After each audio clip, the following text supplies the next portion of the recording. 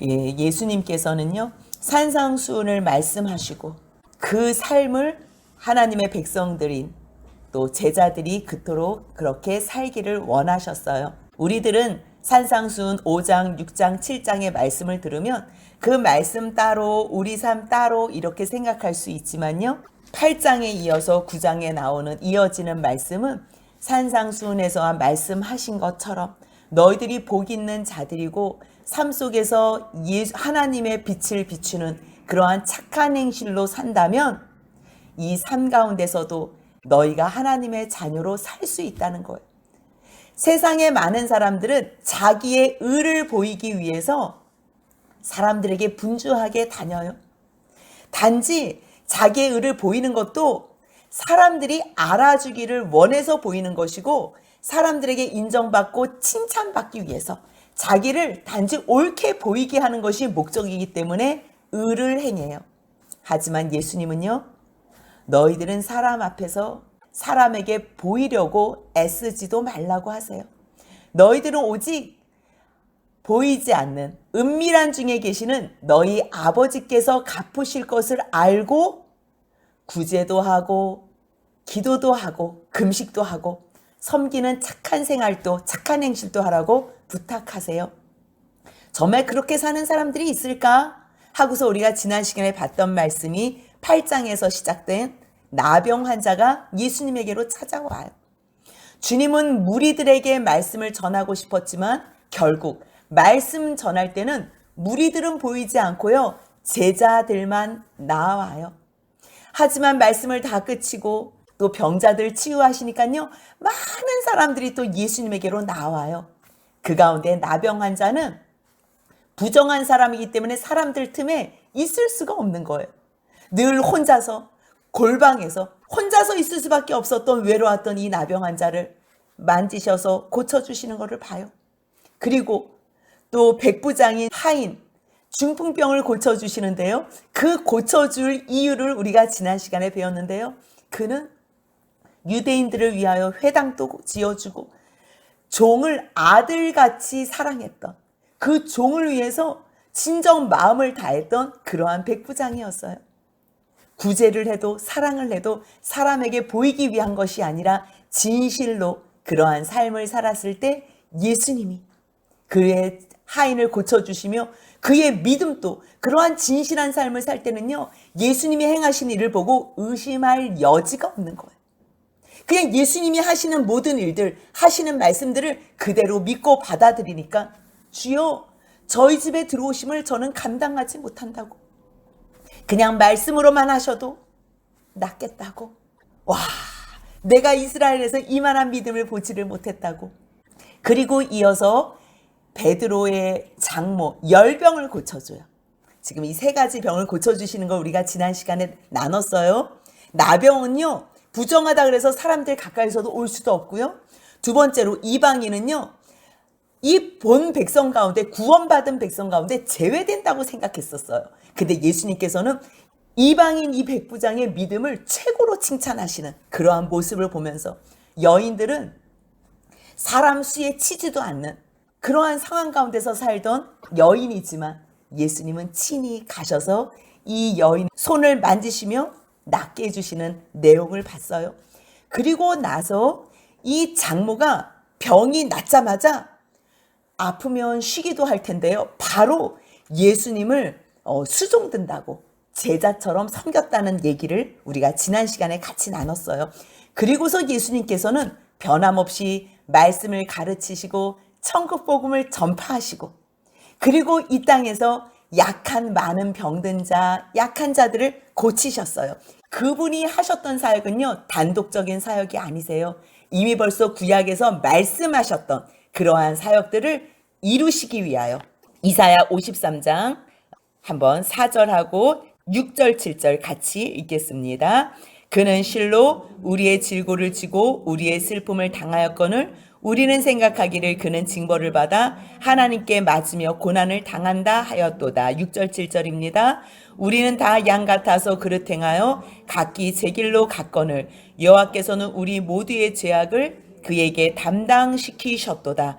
그가 곤욕을 당하여 괴로울 때에도 그의 입을 열지 아니하였으며 마치 도수장으로 끌려가는 어린 양과 털 깎는 자 앞에서 잠잠한 양같이 그의 입을 열지 아니하였도다. 주님께서 사역을 다 마치시고 마지막에 이 말씀을 이루시기 위하여 양 잡는 그 6월절 날 친히 세상 죄를 지고 가는 어린 양이 되셔서 곤욕을 당하여 괴로울 때에도 그의 입을 열지 아니하고 마치 도수장으로 끌려가는 어린 양과 털 깎는 자 앞에서 잠잠한 양같이 친히 십자가의 죽으심을 다 감당하셨어요. 그리고 사역을 하실 때는요, 우리의 질고 우리의 아픔, 병 그가 다 담당하셨어. 우리는 그냥 아유 하나님이니까 그냥 우리 죄 그냥 한 번에 용서해 주시면 되지, 그냥 말로써 용서해 주시면 되지, 그렇게 생각할 수 있어요. 그런데요, 하나님은 죄를 용인할 수 없어. 그냥 없다 이렇게 하실 수는 없어요. 죄에 대해서는 반드시 대가가 치러져야 되는 거예요. 왜냐하면 하나님은 공의의 하나님이시기 때문에. 그 공의 하나님께서 죄에 대하여 반드시 그거에 대한 상응하는 벌을 내리셔야 되는데, 사람을 향한 사랑이 너무 크셨기 때문에 그 사랑을 어떻게 표현하신 거예요? 예수님을 십자가에 죽이심으로 사람들을 향하여는 사랑을 보이셨고, 그리고 또 예수님을 죽이심으로 공의를 보이신 거예요. 사람을 향해서 사랑을 보이시고 공의로우신 하나님께서 예수님에게 공의의 심판을 행하신 거예요. 그 모든 것을 아시는 예수님은요, 이 땅에서 사시는 동안도 그 천국 복음을 선포하셨고요, 하나님의 백성들이라면 이 땅에서 어떻게 살아야 할 것을 가르치셨고요, 사람들의 병과 약한 것들을 고치시며 다니셨어요. 그래서 17절에 우리의 연약한 것을 친히 담당하시고 병을 짊어지셨도다. 예수님이요, 그냥 고치시지만 않고 고치시고서 그 모든 병을 스스로 다 짊어지신 거, 주님께서 그거를 친히 담당하셨다고 마태는 그것을 기록하고 있어요. 그리고서 예수님은 제자들에게 건너편으로 건너가자 명하세요. 근데 그때 명하시는데 두 사람이 나와요. 한 사람은 19절에 보니까 한 서기관이 나오고요, 21절에 보니까요 제자 중에 또 한 사람이 나와요. 이 사람들은 그 갖고 있는 성향과 성격도 굉장히 달라요. 이 한 서기관은 굉장히 성격도 급하고 좋아하는 것을 추구하며 앞뒤 생각 없이 자기만을 생각하며 달려가는 사람이에요. 뭐라고 얘기하냐면요, 한번 19절 같이 읽습니다. 한 서기관이 나와 예수께 아뢰되 선생님이요 어디로 가시든지 저는 따르리이다. 얼마나 좋아요? 따른다 그러면 누구나 다 따르라 그러잖아요. 주님이 가장 기뻐하시는 이야기예요. 근데 서기관이 왜 따른다 그랬냐면 20절 한번 같이 예수님의 대답 안에서 우리가 한번 유추해 보면 좋겠습니다. 예수께서 이르시되 여우도 굴이 있고 공중의 새도 거처가 있으되 인자는 머리 둘 곳이 없다 하시더다. 우리가 요즘 새벽 기도에 마가복음을 봐요. 예수님이 마지막에요, 성전에 들어가셔서 대제사장, 서기관, 장로들, 그리고 바리새인들, 헤롯 땅, 사두개인, 또 서기관들을 계속 책망하시면서 특별히 서기관들을 책망하시는 내용 가운데 뭐가 있냐면 과부들의 가산, 과부들의 재산을 다 삼켜먹는다고 책망을 하시는 내용이 나와요. 그러니까 서기관들이 늘 사람들이 모이면 시장에서 인사받는 거 좋아하고 높은 자리 있으면 매일 높은 자리에 앉고 그러한 삶이 익숙해진 거예요. 근데 지금 예수님이 막 무리들이 따르고 예수님께서 말씀을 전해, 기가 막힌 아주 구약의 말씀과 막 이게 막 능통해서 전하는 거예요. 그런 거를 보면서 병도 고쳐 사람들이 막 따로 계산이 됐을 거예요. 야, 이 예수님을 따르면 과부의 가산도 삼켜먹는 이러한 서기관들이 예수님 따르면 돈이 생기겠구나, 내가 뭔가 수입이 생기겠지, 뭔가 거처가 생기겠지, 그러한 계산이 있었나 봐요. 왜냐하면 예수님의 대답을 보니까 뭐라 그래요? 예수님이 여우도 굴이 있대요. 공중의 새도 쉴 곳이 있다는 거, 거처가 있다는 거예요. 근데 인자는 뭐가 없대요? 머리 둘 곳도 없다는 거예요. 그렇다면 지금 우리는 선생님 내가 따르겠습니다, 이 사람 굉장히 귀하네, 이렇게 생각하겠지만 예수님은 지금 그 사람의 중심을 아는 거예요. 왜 따르겠다는 거예요? 이 사람 뭔가 세상에서 자기를 안락하게 할 예수님이라고 생각했기 때문에 단번에 끄는 거예요. 싫고 나는 머리 둘 곳이 없다고. 근데요, 이 서기관은 예수님에게 물론 뭐 제자들도 랍비라고도 부르고 사람들이 모를 때는 뭐 선생님이요 이렇게도 부르지만 거의 다 주라고 불렀어요. 주라고. 예수님의 그러한 사역을 보면서 예수님이 가르치시는 사역이나 또 병 고치고 죽은 자를 살리시는 이러한 사역들 가운데 주라고 불렀는데 이 서기관은 지금 예수님을 따르겠다 그러는데 뭐라고 생각하면서 따르겠다는 거예요? 겨우 선생님이라고. 그러니까 마음은 없이 그냥 자기의 어떠한 영광을 위해서 따르겠다는 사람은 예수님께서는 스톱시켜요. 사실 이 서기관 하나만 제자들 가운데 있어도 얼마나 세상 말로 뽀대가 나요? 얼마나 말씀을 가르쳐도 이 성경 말씀을 다 알아듣겠어. 서기관이 하는 게 구약 성경만 옮겨 썼던 사람이기 때문에 거의 성경에 대해서 능통한 사람이에요. 이 사람 하나만 따라도 성경을 가르쳐주고 성경을 배우고 성경을 같이 묵상하고 너무 좋을 것 같다는 생각이 있지만 이 사람의 그 중심의 의도가 뭔 거예요? 순수하지 않은 거예요. 정말 주님을 따르고 싶어 하는 게 아닌 거예요. 그럴 때 주님은요, 너의 의도하고 상관없이 나는 거처가 없어. 근데 그 뒤로 따랐다는 말이 있어요? 없어요? 없어요. 그냥 이걸로 끝났나 봐요. 21절 보니까요, 제자 중 또 한 사람이 이르러 이번엔 뭐라고 얘기해요? 주여, 이렇게 불러요. 주여. 정말로 주님이 하시는 일을 보면서 정말 따르고 싶은 거예요. 따르고는 싶은데 상황이 아버지를 장사해야 되는 상황이에요.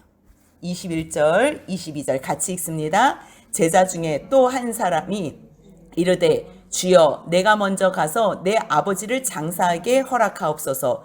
예수께서 이르시되 죽은 자들이 그들의 죽은 자들을 장사하게 하고 너는 나를 따르라 하시니라.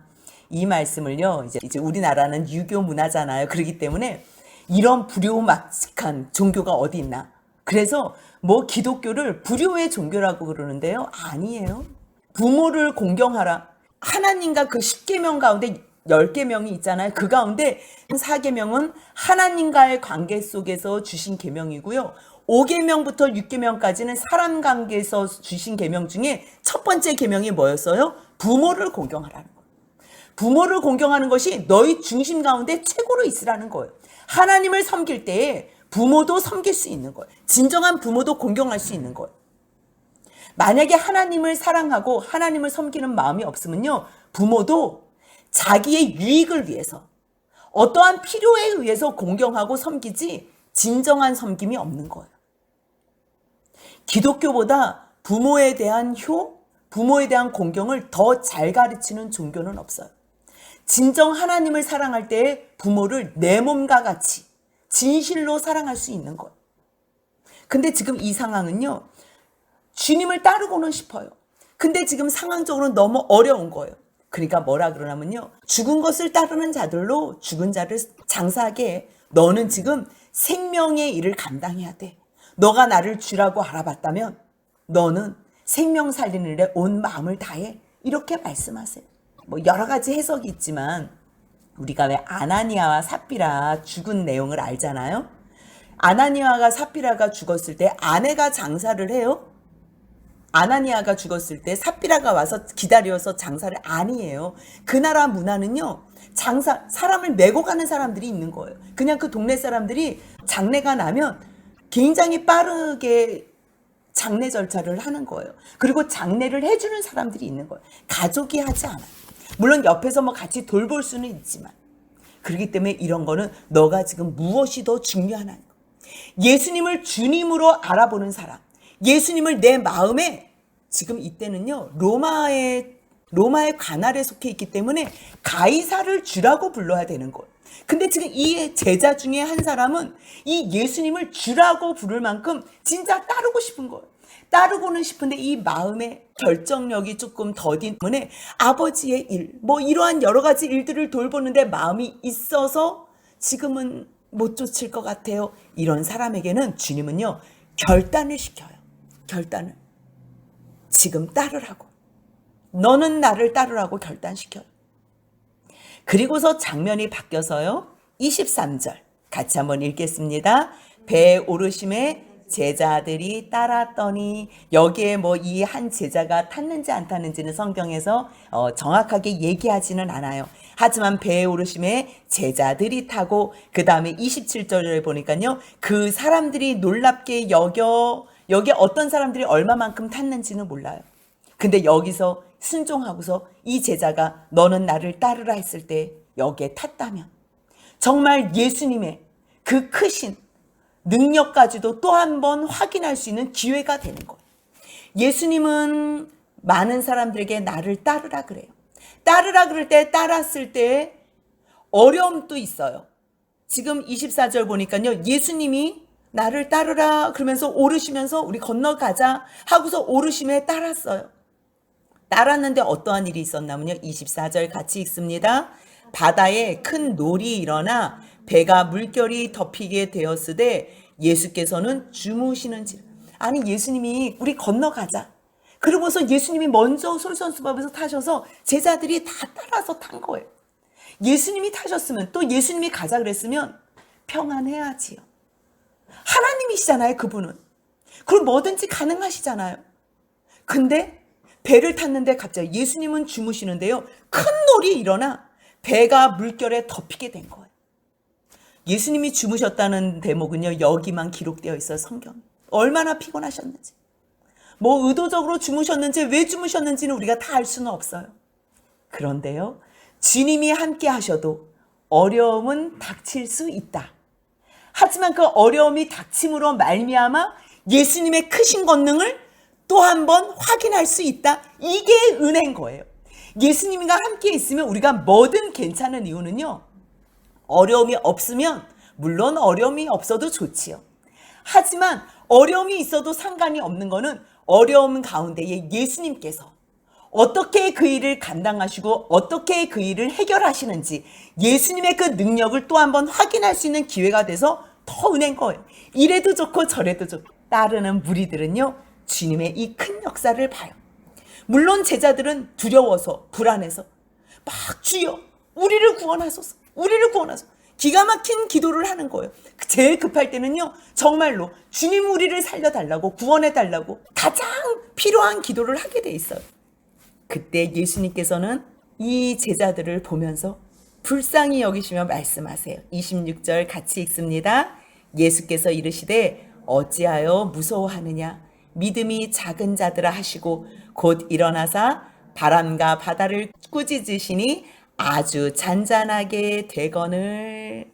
어찌하여 무서워하느냐. 우리들은 이거를 매번 책망하는 것처럼 설교를 들었어요. 예수님은요, 너희 왜 지금 두려워하니? 믿음이 작은 자들아, 믿음이 작은 자들아. 여러분들, 지금 이 상황 가운데 제자들은 어떤 상황이에요? 믿음이 작아요. 그런데 예수님께서 죽으시고 부활하시고 성령을 받은 후에 제자들은 다 어떻게 돼요? 예수님을 증거하고 하나님의 나라를 증거하다가 세상에 어떠한 사람도 어떠한 것도 두려워하지 않고 순교를 당해요. 그러한 모습을 볼 때는 그들이 그 순교당했을 때의 모습은 믿음이 작은 상태예요? 믿음이 큰 상태예요? 믿음이 큰 상태예요. 지금은 믿음이 작다고 예수님에게 꾸지람같이 정말 책망 같은 말을 들을지라도 늘 예수님과 함께만 한다면, 끝까지 예수님을 떠나지만 않는다면, 가룟 유다 같이 자살만 하지 않는다면, 아무리 예수님을 3번을 저주하고 버려도 예수님의 길을 따르고 예수님이 하라는 것만 하고 예수님이 그 자리를 지키라고 약속하신 성령이 올 때까지, 하나님께서 주시기로 약속하신 것이 올 때까지 기다리라, 그 약속만 그냥 버티고 있다면요, 우리들은 작은 믿음 가운데서 어느 날 순종함으로 말미암아 큰 믿음으로 되어 있는 것. 이 큰 믿음은요, 우리가 해야지 해서 되어지는 것이 아니에요. 그냥 주님께서 오늘 부탁하시는 것, 오늘 너희들은 나를 따라와. 그래서 따라가잖아요. 물론 어려움은 당해요. 어려움은 당해도 상관없어. 죽을 것 같아서 소리 지르고서 구원해달라고 난리를 쳐요. 그 상황 가운데에 예수님의 행하신 일을 보면서 27절 같이 읽습니다. 그 사람들이 놀랍게 여겨 이르되 이가 어떠한 사람이기에 바람과 바다도 순종하는가 하더라. 앞에서는요, 나병 환자 고쳤어요. 중풍병자 고쳤어요. 열병 고쳤어요. 이제는 병만 치료하는 것이 아니고요. 자연세계까지도 명령하시고 다스려요. 그런데 보니까 자연세계뿐만 아니라 28절 같이 한번 읽겠습니다. 또 예수께서 건너편 가다라 지방에 가시니 귀신 들린 자 둘이 무덤 사이에서 나와 예수를 만나니 그들은 몹시 사나워 아무도 그 길로 지나갈 수 없을 지경이라. 주님께서 지금 건너가자 그렇게 말씀하셨잖아요. 우리가 건너편으로 건너가자. 근데 결국 어디로 건너가자 그러셨던 거예요? 가다라 지방. 여기가 거라사 지방인데 같은 말인데요. 가다라를 이렇게 표기할 때 이렇게 거라사로 잘못 표기했다. 그래서 이게 나타나는데 똑같은 돼지떼 죽음을 봐서는요. 같은 지역으로 우리가 그렇게 이해하면 될 것 같아요. 주님께서는 지금 저 건너편에 누가 기다리고 있는 걸 아는 거예요? 이 귀신 들린 자. 근데 이 귀신 들린 자가 늘 24시간 귀신 들린 게 아니에요. 여러분들 귀신 들린 사람 만나면요. 이 사람이 늘 귀신 들려서 막 난리를 치는 게 계속 있지 않아요. 자기 정신이 온전히 들기도 해요. 그런데도 또 귀신에 붙잡히면 막 자기 몸을 자해하고 또 사람들을 또 괴롭히고 막 쇠사슬을 막 끊고 하니까요. 사람들이 그들은 몹시 사나워서 아무도 그 길로 갈 수 없대. 아무도. 이 똑같은 병행 구절이요. 마가복음 5장과 누가복음 8장에 나와요. 근데 여기서는 한 명씩 나와요. 한 명씩이라고. 근데 마태는 이 유대 사회에서는 2명의 증인수, 2명일 때 증인수를 하기 때문에 2명이라고 표기를 했어요. 물론 2명인데 한 사람이 너무 강력하게 귀신을 들렸고 그 옆에서는 같이 귀신 들린 자였는데 같이 있었다고 우리가 봐도 돼요. 2명이든 1명이든 이 사람들은 정신이 온전했을 때 어떠한 소리 소문을 들었냐면 예수에 대한 소리를 들은 거예요. 예수에 대한 소문을. 그러니까 예수님이 오셨다는 말을 듣자마자 어떻게 나오냐? 예수님을 맞이하면서 가는 거예요. 가가지고 예수님이 하나님의 아들이신 것을 이 사람들이 믿은 거예요. 그런데 그 가운데 그 안에 또 누가 있는 거예요? 귀신이. 귀신도 너무 잘 알지. 귀신도 너무 잘 알지. 예수님이 하나님의 아들인 걸 너무 잘 아는 거예요. 우리가 예수님이 하나님의 아들을 아는 거는 베드로도 그렇게 고백했어요. 주는 그리스도시요 살아계신 하나님의 아들이시니다. 이 고백은 기가 막힌 고백이에요. 근데 그 예수님과 상관 있을 때 그 예수님을 내 입으로 고백하고 상관이 있을 때에 우리는 복된 자가 돼요. 근데 이 귀신은 불쌍하게도 예수님이 하나님의 아들인 것은 아는데 그 다음에 뭐라 그래요? 29절 같이 읽습니다. 이에 그들이 소리질러 이르되 하나님의 아들이여 우리가 당신과 무슨 상관이 있나이까? 때가 이르기 전에 우리를 괴롭게 하려고 여기 오셨나이까 하더니 이 귀신 들린 사람이 얼마나 간절한 마음으로 달려왔겠어요. 그렇다면 듣고서 달려나갔을 때는 온전했을 거예요. 온전해가지고 나 예수님 만나면 난 살 수 있어. 그분은 하나님의 아들이야. 나를 이 귀신에게서 나는 해방되고 싶어. 그래서 달려나갈 수 있어. 달려나갔는데 다시 귀신이 다시 작동을 해가지고 당신과 내가 무슨 상관이 있나이까? 얼마나 괴로워요. 주님 앞에 다 왔는데 이 귀신 때문에 지금 치유 못 받게 생긴 거예요. 이 귀신 때문에. 그렇지만 주님께서는요. 그 중심을 아시는 거예요. 이게 다 영계잖아요. 영적인 세계잖아요. 예수님이 지금 이 사람을 치유해줘서 쫓아낼 거를 아는 거예요. 자기네들이 쫓겨날 걸 아는 거예요. 얼마나 많은 귀신이 있어요. 쫓아내실 때 우리를 그냥 다른 데로 쫓아내. 우린 지금 무적행으로 갈 수가 없다고. 그러니까 저 돼지떼에게 우리를 쫓아내달라고. 그러니까 주님이요. 돼지떼에게 가라 그러세요. 32절 같이 읽습니다. 그들에게 가라 하시니 귀신들이 나와서 돼지에게로 들어가는지라 온 떼가 비탈로 내리다라 바다에 들어가서 물에서 몰사하거늘. 돼지는 부정한 짐승으로 이방인들이 쳤을 거예요. 여기 거라사 지역이 이방인들이지. 이 광인, 귀신 들린 자, 많은 사람들을 괴롭히는데 이 사람이 온전한 모습이 돼요. 정신 차리고 앉아있는 거예요. 그 소문이 이 지역 사람들에게 다 난 거예요. 아니 저 사람이 귀신 들렸는데 저 사람은 온전하게 있고 저 돼지떼들이 다 몰사해서. 그러면 얼마나 이게 정말 복된 소식이에요. 저 사람이 건재해지고 그 동네에서 이상한 사람 있어봐요. 우리 애들을 마음대로 보낼 수가 있겠어요? 밤길을 어른들이 갈 수 있겠어요? 애들이 지나갈 수 있겠어요? 소리를 굉음의 소리를 내고서 그렇게 많은 사람들을 괴롭히는 이 광인이, 이 귀신 들린 사람이 회복이 됐으면 이 동네에 경사가 났을 텐데요. 33절 34절 같이 읽습니다.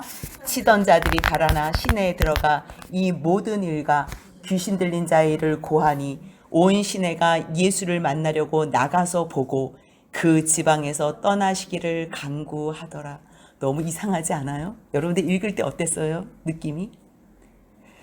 이 치던 자들이 달아난 시대에 들어서 이 모든 일과 귀신 들린 자의 일을 다 이야기했어요. 그래서 사람들이 궁금해서 다 모인 거예요. 예수님을 만나려고 다 왔어요. 근데 진짜 사건이 벌어진 거예요. 저 사람이 온전해졌어요. 예수님이 일을 행하셨어요.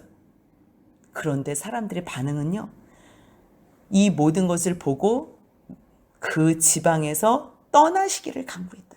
떠나시기를. 이게요, 둘 중에 하나를 선택할 때 세상 것이 좋은 사람, 돈이 좋은 사람, 돼지가 돈이 되잖아요. 얼마나 이게 큰 돈이에요. 자기들에게 재산적으로 피해를 주는 예수님이 자기들에게 해를 준다고 생각하는 거예요. 생명을 온전하게 이 동네에 어둠을 주장했던 저 사람을 구원해 준 예수님의 능력에 감사하고 그와 함께하는 것에 기뻐하지 않고요, 예수님을 빨리 이 지역에서 떠나시기를 간구했다는 거예요.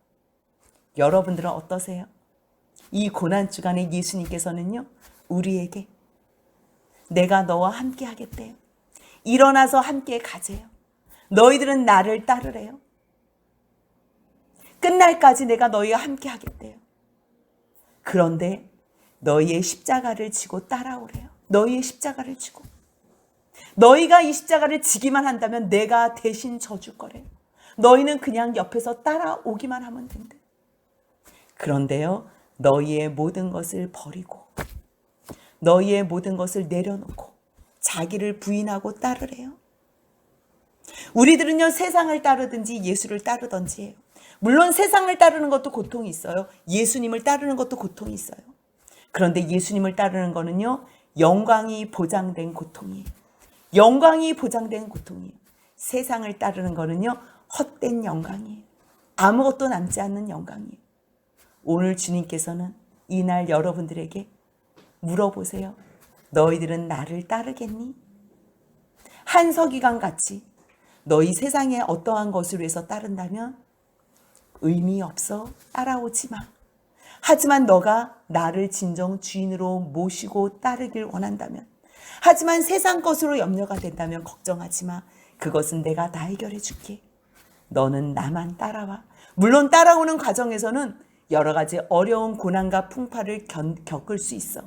하지만 그때마다 내가 너와 함께하며 내가 얼마나 크신 전능한 하나님인지, 병을 고칠 뿐 아니라 자연도 다스리고 영계까지도, 영의 세계까지도 내가 다스리는 하나님이라는 걸 내가 너에게 보여줄게.